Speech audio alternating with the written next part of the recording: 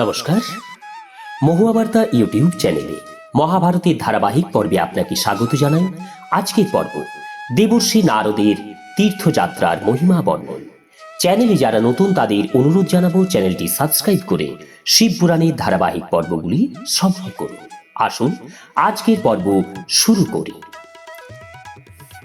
জন্মেজয় জিজ্ঞাসা করলে, প্রভু, আমার পিতামহ অর্জুনের বিষয়ে অন্যান্য পাণ্ডব পিতামহগণ কাম্যক বনে কিভাবে দিন যাপন করছিলেন? বৈশম্পায়ন বললেন, জন্মেজয়, অর্জুন তপস্যা করার জন্য চলে যাবার পর অন্য পাণ্ডব ভাইরা অর্জুনের বিরহে অত্যন্ত বিষণ্ণ হয়ে দিন কাটাচ্ছিলেন। তারা দুঃখ এবং শোকে মগ্ন হয়ে থাকতেন। সেই সময় পরম তেজস্বী দেবর্ষি নারদ তাদের কাছে এলেন। ধর্মরাজ যুধিষ্ঠির ভাইদের সঙ্গে দাঁড়িয়ে শাস্ত্রবিধি মতে তাকে স্বাগত অভ্যর্থনা জানালেন। দেবর্ষি নারদ তাদের কুশল বার্তা নিলেন এবং তাদের আশীর্বাদ করে বললেন, যুধিষ্ঠির, এখন তোমরা কি চাও? আমি তোমাদের জন্য কি করতে পারি? ধর্মরাজ যুধিষ্ঠির তার চরণে প্রণাম করে অত্যন্ত বিনয়ের সঙ্গে বললেন, মহারাজ, সকলে আপনাকে পূজা করে। আপনি আমাদের উপর প্রসন্ন হয়েছেন, তাতেই আমরা অনুভব করছি যে আপনার কৃপায় আমাদের সমস্ত কার্য সিদ্ধ হয়ে গিয়েছে। আপনি কৃপা করে আমাদের একটা কথা বলুন, যারা পৃথিবীতে তীর্থ ভ্রমণ করেন তারা কি ফল লাভ করেন? নারদ বললেন, রাজন, মন দিয়ে শোনো। একবার তোমার পিতামহ হরিদ্বারে ঋষি, দেবতা এবং পিতৃপুরুষদের তৃপ্তির জন্য কোনো এক অনুষ্ঠান করেছিলেন। সেখানে একদিন পুলস্ত্য মুনি এলেন। ভীষ্ম তার সেবা পূজা করে এই প্রশ্নই করেছিলেন, যা তুমি এখন আমাকে করেছ। তার উত্তরে পুলস্ত্য মুনি যা বলেছিলেন তাই আমি বলছি। পুলস্ত্য মুনি বলেছিলেন, ভীষ্ম, তীর্থস্থানে প্রায়শই বড় বড় ঋষি মুনি বাস করেন। সেই তীর্থাদি ভ্রমণে যে ফল পাওয়া যায় আমি তাই তোমাকে বলছি। যার হাত দান নেওয়ায় অথবা কুকর্ম করায় অপবিত্র হয়নি, যার পা নিয়ম মাফিক পৃথিবীতে পড়ে, অর্থাৎ জীব জন্তুকে পায়ে না পিষে যিনি অন্যের সুখের জন্য চলাফেরা করেন, যার মন কারো অনিষ্ট চিন্তা করে না, যার বিদ্যা আরণ এবং উচাটনে যুক্ত নয় এবং বিবাদে লিপ্ত নয়, যার তপস্যা অন্তঃকরণ শুদ্ধি এবং জগতের কল্যাণের জন্য, যার কৃতি এবং কীর্তি নিষ্কলঙ্ক, সেই ব্যক্তি শাস্ত্রীর বর্ণনা অনুযায়ী তীর্থের ফল প্রাপ্ত হন। যিনি কোনো প্রকার দান গ্রহণ করেন না, যা পাওয়া যায় তাতেই সন্তুষ্ট থাকেন, অহংকার করেন না, দম্ভ বা কামনারহিত, অল্পভোজী, ইন্দ্রিয়কে বশে রাখেন, সমস্ত পাপ থেকে দূরে থাকেন, তিনি কখনো কারো ওপর ক্রোধ করেন না, স্বভাবতই সত্য পালন করেন, দৃঢ়তার সঙ্গে নিজ নিয়মাদি পালন করেন, সমস্ত প্রাণীর সুখ দুঃখকে নিজের সুখ দুঃখ বলে মনে করেন, তিনি শাস্ত্রোক্ত তীর্থ ফল প্রাপ্ত হন। তীর্থ দর্শনের দ্বারা নির্ধন ব্যক্তিও বড় বড় যজ্ঞের ফল পেতে পারে। মর্তে ভগবানের পুষ্কর তীর্থ অত্যন্ত প্রসিদ্ধ। সেখানে কোটি তীর্থ বিরাজমান। আদিত্য, বসু, রুদ্র, সাধ্য, মরুদ্গণ, গন্ধর্ব, অপ্সরাগণ সর্বদাই সেখানে বাস করেন। বড় বড় দেবতা, দৈত্য এবং ব্রহ্মর্ষিগণ তপস্যা করে ওইখানে সিদ্ধি লাভ করেছেন। যে উদারচিত্ত ব্যক্তি মনে মনেও পুষ্কর তীর্থ স্মরণ করেন, তার পাপ নাশ হয়ে যায়। স্বয়ং ব্রহ্মা অত্যন্ত আনন্দে পুষ্করে বাস করে থাকেন।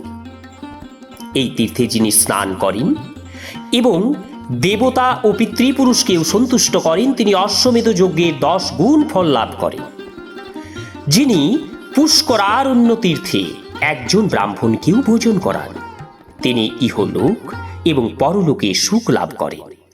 মানুষ নিজে শাক সবজি, ফল মূল ইত্যাদি যা যা বস্তুর দ্বারা জীবন ধারণ করে, সেই বস্তুর দ্বারা শ্রদ্ধার সঙ্গে ব্রাহ্মণ ভোজন করাবে, কাউকে ঈর্ষা করবে না।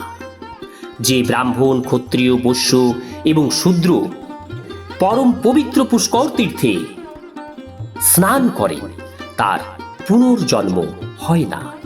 কার্তিক মাসে পুষ্কর তীর্থে বাস করলে অক্ষয়লোক প্রাপ্তি হয়। যে ব্যক্তি সায়ংকালে বা প্রাতকালে 2 হাত জোড় করে পুষ্কর তীর্থকে স্মরণ করেন তার সমস্ত তীর্থের পুণ্য স্নানের ফললাভ হয়। নারী বা পুরুষ সারা জীবনে যত পাপ করেন পুষ্কর তীর্থে স্নান করা মাত্র তা দূরীভূত হয়। দেবতাদির মধ্যে যেমন ভগবান বিষ্ণু প্রধান, তেমনি তীর্থাদির মধ্যে পুষ্কর তীর্থ প্রধান। এইভাবে অন্যান্য তীর্থাদির বর্ণনা করতে করতে পুলস্ত বলেছিলেন, রাজন, তীর্থরাজ প্রয়াগের মহিমা সকলেই বর্ণনা করেন, সেখানে অবশ্যই যাওয়া উচিত।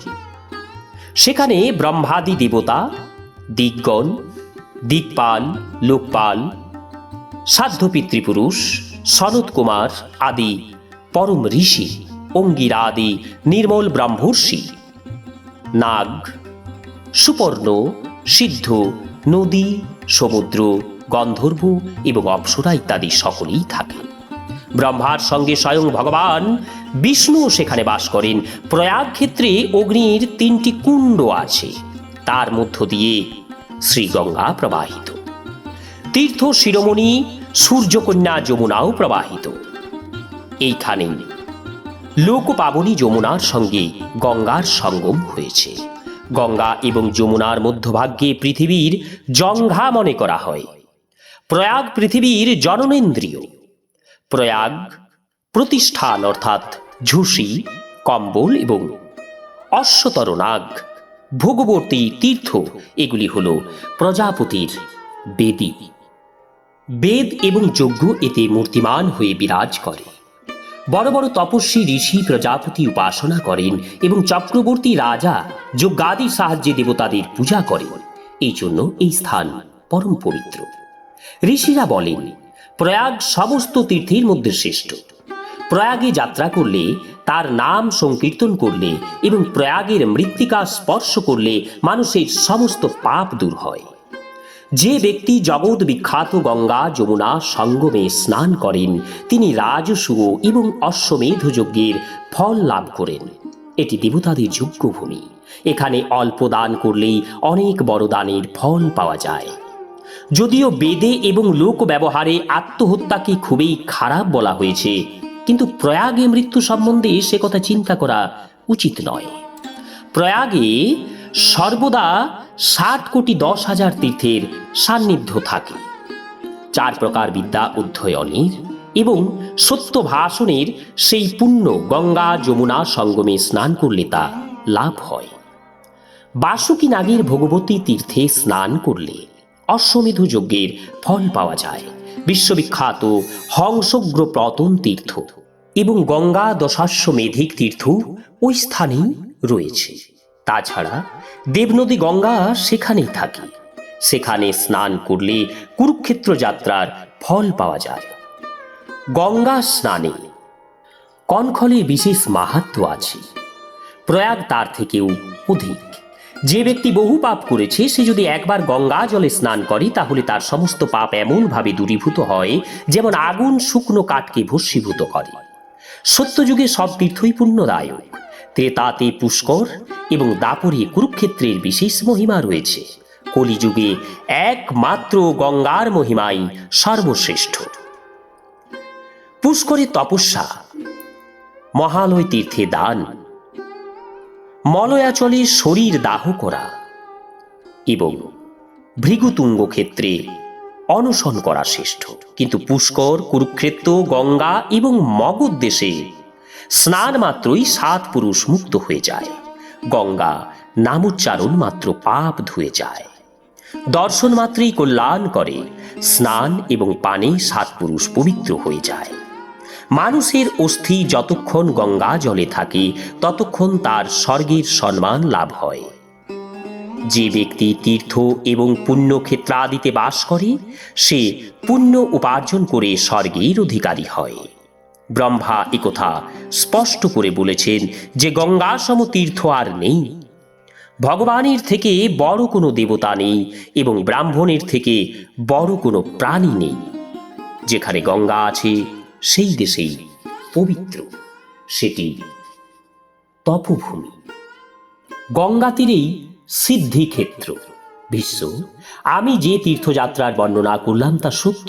এই কথা ব্রাহ্মণ, ক্ষত্রিয়, বৈশ্য, সৎপুরুষ, পুত্র, মিত্র, শিষ্য এবং সেবকদের গোপনীয় নিধি রূপে কানে কানে বলা উচিত। এই মাহাত্ম্য বর্ণনা করলে এবং শ্রবণ করলে খুব ভালো ফল পাওয়া যায়। এর দ্বারা শুদ্ধি, বুদ্ধি উৎপন্ন হয়, 4 বর্ণের লোকের ইচ্ছা পূর্ণ হয়।